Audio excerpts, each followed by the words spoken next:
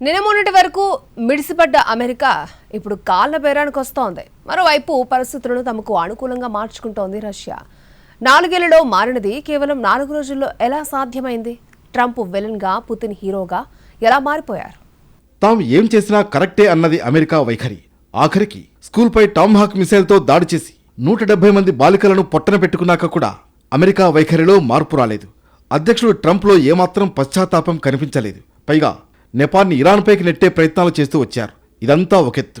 నిన్న మొన్నటి వరకు రష్యా నుంచి ఎవరూ చమురు కొనడానికి వీల్లేదంటూ బెదిరింపులకు దిగిన ట్రంప్ ఇప్పుడు ఏకంగా ప్లేట్ ఫిరాయించారు. రష్యా నుంచి చమురు కొంటే భారీగా సుంకాలు వేస్తామన్న పెద్దన్న ఇప్పుడు అన్ని ఆంక్షలు ఎత్తేస్తున్నట్లు ప్రకటించారు. రష్యా నుంచి చమురు కొనుక్కోవచ్చంటూ పచ్చజెండా ఊపారు. మరి రష్యా ఏం చేసింది? నిన్న మొన్నటి వరకు తమ గ్యాస్, చమురు అమ్ముకోవడానికి ఇబ్బందులు పడింది.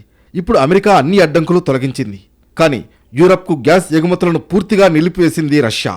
మిగతా ప్రాంతాలకు మార్కెట్ తెరిచే ఉంటుందని తెలిపారు పుతిన్. ఓవైపు ఉక్రెయిన్తో యుద్ధం చేస్తుండడం వల్ల ఆర్థిక ఇబ్బందులు ఎదుర్కొంటోంది రష్యా. మరోవైపు అమెరికా అధ్యక్షుడిగా ట్రంప్ బాధ్యతలు చేపట్టాక ఎవరూ రష్యా నుంచి ఆయిల్ కొనకుండా కట్టడి చేయడం ప్రారంభించారు.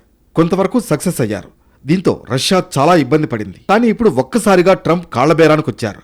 అసలు ఇదెలా సాధ్యమైంది? ట్రంప్ రష్యాకు అనుకూలంగా మాట్లాడడం ఏమిటి?